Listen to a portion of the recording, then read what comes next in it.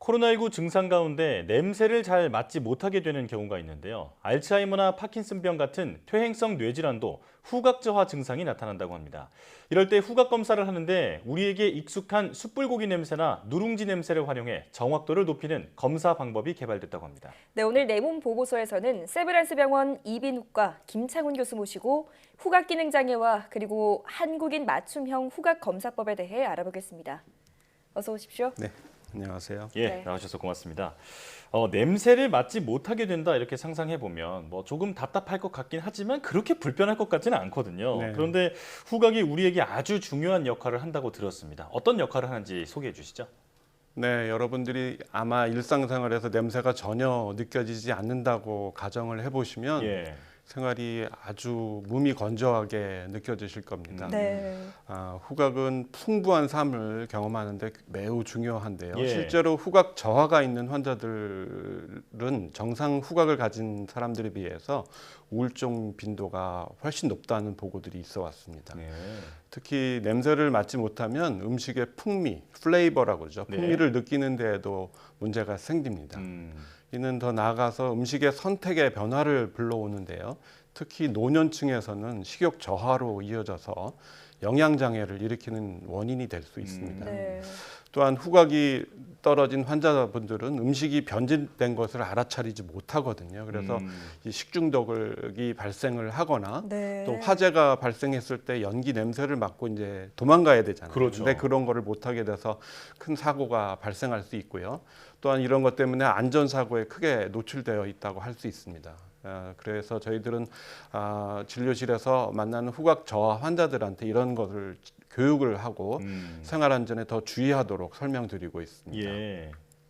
특정 냄새로부터 특정 사람이나 또는 특정 장소 또는 어떤 경험이 불현듯이 연상되는 적이 있으실 겁니다. 그렇죠. 네. 예, 스치기만 해도 어떤 냄새는 아주 기분이 좋아지는 향이 있고 어떤 악취 때문에 하루 종일 기분을 망치기도 하시죠. 맞아요. 네. 이렇듯 후각은 다른 어떠한 감각보다도 기억이나 감정과 밀접하게 연관이 되어 있습니다. 이런 점을 미뤄 봤을 때 후각에는 우리가 알고 있는 것보다 더 많은 기능이 있을 거로 예상을 하고 있습니다. 그렇군요. 네. 자, 후각 기능이 우리 일상에서 얼마나 중요한 역할을 하는지에 대해서 설명을 해주셨는데 네. 그 중요한 후각 기능이 혹시 어떤 점 때문에 손상이 될까요? 네. 가장 흔한 원인은 비염이나 부비동염 같이 코가 막히는 경우입니다. 코에 네. 물혹이 생기거나 이러는 경우죠. 냄새를 내는 물질을 받아들인 우리 안에 코의 센서는 코 안의 천장 부위에 위치해 있는데요. 그것을 후각 상피라고 합니다. 네. 코 안에 점막이 부어 있거나 폴립이나 이렇게 막히는 부분이 생기게 되면 냄새 물질이 후각 상피로 올라가는데 도달하는데 문제가 생겨서 후각이 떨어지게 됩니다. 네. 이때 염증이 만성적으로 있는 경우에는 후각 점막 자체에 손상을 입어서 냄새를 맡는 기능이 더욱 떨어지기도 합니다. 예. 어떤 환자분들은 급성 상기도 감염, 예. 즉시 우리가 코 감기라고 하죠. 네. 코 감기 이후에 냄새를 잘 못 맡거나 이상한 냄새가 맡아진다고 호소하기도 합니다. 주로 상기도 감염을 일으키는 바이러스가 후각 경로에 침입해서 이런 증상을 발생시키는데요. 예. 이런 경우에는 후각 장애가 끝내 회복이 되지 않는 경우도 네. 있습니다. 다른 원인으로는 머리를 다쳤을 때, 머리 외상이죠. 예. 머리를 다쳤을 때 후각신경의 미세 섬유가 찢어지거나 두견의 좌상 또는 출혈이 발생하게 되고 이런 걸로 인해서 후각 손상의 정도가 심하게 되고 회복이 잘 안 되는 그런 그 후각 장애가 올 수도 있습니다. 예. 네. 최근 많이 주목받고 있는 후각 저하의 원인은 말씀하신 것과 같이 퇴행성 뇌질환입니다. 예. 알츠하이머 치매나 파킨슨병과 같은 퇴행성 뇌질환을 가진 환자분들은 후각 장애 또한 가지고 있는 경우가 많은데 네. 질환의 초기에 다른 증상들, 인지 장애가 나타나기 전부터 후각 장애가 나타나는 경우가 많고 이 후각 장애가 질환의 중증도와도 연관이 된다는 보고들이 있습니다. 이외에 당뇨병과 같은 내분비 대사장애 또는 특정적인 그 선천성인 질환, 네. 독성 물질에 대한 노출 등이 원인이 될 수 있겠고 각종 검사를 통해서 원인을 끝까지 못 알아보는 원인을 알 수 없는 경우도 상당히 있다고 알고 있습니다. 그렇군요. 자, 후각이 떨어지는 그런 그 원인, 질병 또는 외상 이렇게 여러 가지 원인이 있다는 부분에 대해서 설명을 해주셨는데요. 자, 그렇다면 후각 기능이 떨어지거나 손상된 경우에 어떻게 치료할 수 있는 건가요? 네, 저희들이 보통 코가 막히는 경우, 아까 말씀드린 부비동염이나 코 폴립 등에 의해서 후각 저하가 나타나는 경우는 약물이나 소술적 치료를 시행해서 잘 낫습니다. 네. 이런 경우에는 후각 장애가 다른 원인에 비해서 보통 치료 효과가 좋은 것으로 알려져 있습니다. 네. 수술적 치료로 폐색이 되어 있는 곳을 해결해주고 약물 치료로서 코에 뿌리는 스테로이드나 먹는 스테로이드를 사용하게 됩니다. 예. 후각 신경 자체에 손상이 있는 분들을 대상으로 비타민이나 리포산, 아연 등의 약물 치료를 시도하지만 뚜렷한 효과를 보인 경우는 드문데요. 최근에는 이런 환자분들을 통해서 대상으로 후각 훈련을 시행해서 일부 효과를 보고 있습니다. 네. 후각 훈련은 일종의 재활 훈련입니다. 최소 3개월의 기간 동안 매일 하루에 2번 정도 냄새를 반복적으로 맡는 것을 기본으로 합니다. 이미 알고 있는 그리고 좋아하는 향을 매일 맡아보는 그런 훈련을 통해서 후각신경 전도 경로와 뇌에 지속적으로 자극을 주는 것입니다. 예. 보통 오렌지, 장미, 복숭아, 계피 등 주변에서 접하기 쉬운 종류의 냄새를 사용하며 훈련을 할 때마다 해당하는 냄새를 머리에 이렇게 떠올리면서 진행하는 것이 중요합니다. 네. 네. 자, 신경 자체에 문제가 있는 상황이라면 이 약물 치료보다는 신경을 회복할 수 있는 재활 훈련이 효과적이다라는 말씀이시군요. 자, 한편 코로나19에 감염되면 이 후각 기능이 떨어진다라는 얘기가 있습니다. 어떤 이유 때문일까요? 네, 후각 저하가 코로나19 감염증 환자들한테 첫 증상으로 나타나기도 하고 예. 네. 감염증이 완치가 된 이후에도 후각 장애가 후유증으로 남는 경우가 있다는 이야기를 들어보셨을 겁니다. 예, 네.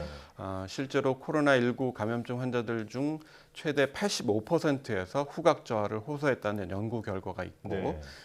대다수의 환자들은 회복이 잘 되나 소수의 환자들은 감염이 완치된 후 1년이 경과된 후에도 후각 저하가 그대로 남았다는 보고가 있습니다. 예. 코로나19에 감염되면 후각 기능이 떨어지는 이유는 코로나19 바이러스가 우리 몸에 침입할 때 사용하는 수용체, 그 리셉터라고 그러죠. 수용체가 ACE2라고 하는데 네. 그 ACE2가 후각 상피세포에 풍부하게 존재하기 때문입니다.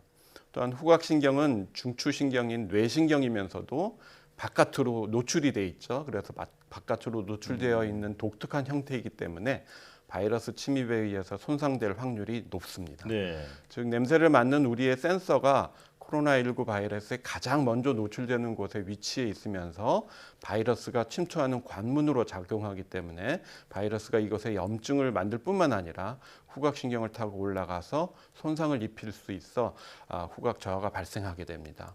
최근 분석 결과에 따르면 후각 또는 미각 저하 증상이 발열이나 근육통 등 다른 증상보다 코로나19의 진단적 가치가 더 높았다고 합니다. 네. 이는 후각 저하가 새롭게 발생하는 코로나19 감염증을 의심을 해봐야 되는 증상이고 네. 각국에서 이미 벌써 후각 저하를 코로나19 진단 매뉴얼에 포함시키고 있습니다. 그렇군요. 자, 말씀을 들어보면 후각 기능 저하가 다른 질병의 어떤 신호가 될 수 있다 이렇게 해석할 수 있을 것 같은데요. 그렇다면 코로나19 이외에도 이 후각 상실로 발병 여부를 눈치챌 수 있는 그런 질병은 또 어떤 게 있을까요? 네, 후각 기능 상실로 조기에 발병 여부를 알 수 있는 질병으로는 앞서 말씀드린 퇴행성 뇌질환, 즉 치매가 있습니다. 네. 알츠하이머성 치매나 파킨슨 병의 경우에 질병의 초기부터 치매와 연관되어 있는 물질들이 후각신경로에 축적되면서 후각신경세포에 사멸이 일어나게 됩니다. 네. 또한 치매가 진행되면서 전반적인 인지 기능이 손상되는 현상에 따라서 기존의 냄새를 떠올리는 능력, 인지 기능이죠. 떠올리는 능력도 함께 떨어져서 후각 기능의 손실이 발생하기도 합니다. 예.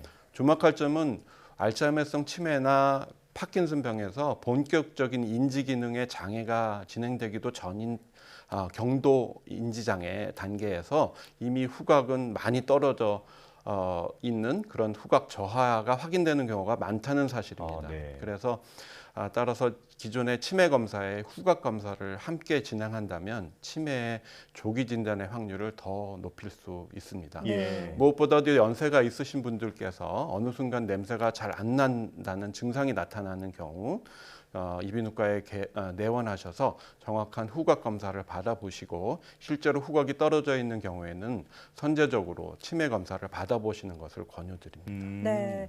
자, 결국 후각 기능 장애를 빠르게 확인하려면 검사가 필요할 텐데요. 후각 검사는 어떻게 이루어지고 또 기존 검사법에는 어떤 한계가 있었나요? 네, 후각 검사로 가장 널리 사용되는 것은 정신물리학적 후각 검사법으로 환자분들이 직접 냄새를 맡아보고 질문에 대답을 하는 방법입니다. 네. 얼마나 희미한 냄새부터 맡을 수 있는지, 서로 다른 냄새를 구별할 수 있는지, 어떤 냄새인지를 맞출 수 있는지에 대해서 세 가지 측면을 분석해서 각각을 역치, 식별, 인지 항목으로 부르고 있습니다. 네. 검사에 사용하는 냄새 물질은 반드시 환자가 이미 알고 있는 냄새다 합니다. 때문에 기존 우리나라에서 유럽의 후각 테스트 방법을 한국인의 친숙한 냄새로 변경해서 사용했습니다만 여전히 우리나라의 문화적인 특성과 잘 맞지 않는 측면이 있었고 네. 첫 도입 후에 20년이 넘는 시간이 흐르면서 변동한 문화적인 경험을 고려하지 못한다는 그런 지적이 있어 왔습니다. 예. 그래서 예를 들어 보면 우리가 검은 딸기, 블랙베리라고 하는 예. 냄새가 떠오르려면 뭔지를 알 수 있으실 것 같아요. 잘 모르겠습니다. 네. 네. 모르시죠? 그래서 또 어린이들한테 감초의 냄새를 맡아보라 음. 그러면 그 소아청소년들이나 젊은 성인들은 감초의 냄새가 뭔지를 잘 모릅니다. 그렇군요. 이러한 점을 개선하고자 하는 필요성이 생기게 되었습니다. 네. 예. 말씀 들어보니까 모르는 냄새로 나의 후각을 검사를 한다면 이 정확도가 네. 많이 떨어질 수밖에 없겠구나 이런 네. 생각이 듭니다. 자, 그렇다면 개발하신 한국인 맞춤형 후각 검사법은 어떤 특징이 있는 건가요? 저희가 이번에 새로 개발한 한국인 맞춤형 후각 검사법 YSK 테스트, 요프 테스트라고 그러는데요. 는 크게 세 가지 특징을 갖고 있습니다. 네. 첫 번째는 한국의 문화적인 특성을 반영해서 검사자들한테 친숙한 냄새로 검사를 진행하게 됩니다. 네. 복숭아, 초콜릿 같은 여러 문화권에서 맡을 수 있는 보편적인 향료의 추가로 누룽지, 숯불고기, 한약재 냄새 등 한국인에게 폭넓게 친숙한 향료를 사용해서 검사 시 불필요한 혼동을 줄이고 환자의 후각 기능을 정확하게 반영할 수 있도록 하였습니다. 네. 두 번째로는 역치 검사에 사용하는 향료로 안전성과 친화도가 높은 장미향의 PEA라고 하는 향료를 채택했습니다. 그동안 역치 검사에서 사용되어 온 부타놀은 불쾌한 냄새와 함께 일정 농도에서는 신경 독성을 지녔다는 단점이 있었습니다. 네. 그래서 PEA는 화장품 연료로도 널리 사용될 수 있을 만큼 인체에 무해하고 검사 시 불쾌감을 유발하지 않은 장점이 있습니다. 세 번째로는 냄새를 인지하게 되는 8가지의 주요 화학적 작용기를 고려해서 이를 고루 함유하는 향료로 후각 물질을 구성을 하였습니다. 예. 이렇게 하면 후각 검사의 신뢰도를 높일 수 있게 됩니다. 뿐만 아니라 특정 작용기의 향료만 맞지 못하는 사람들을 선별할 수 있어서 후각 장애의 원인과 치료에 도움을 주는 연구를 진행할 수 있게 되었습니다. 네. 자, 오늘 한국인 맞춤형 후각 검사법에 대해서 말씀을 들어봤는데요. 후각 검사가 다른 큰 병의 신호일 수도 있다고 설명을 해주신 만큼 혹시나 냄새를 갑자기 못 맡게 된다면 꼭 병원에 가서 검사를 한번 받아보는 게 좋겠습니다. 네. 자, 지금까지 세브란스 병원 김창훈 교수와 함께했습니다. 고맙습니다. 네.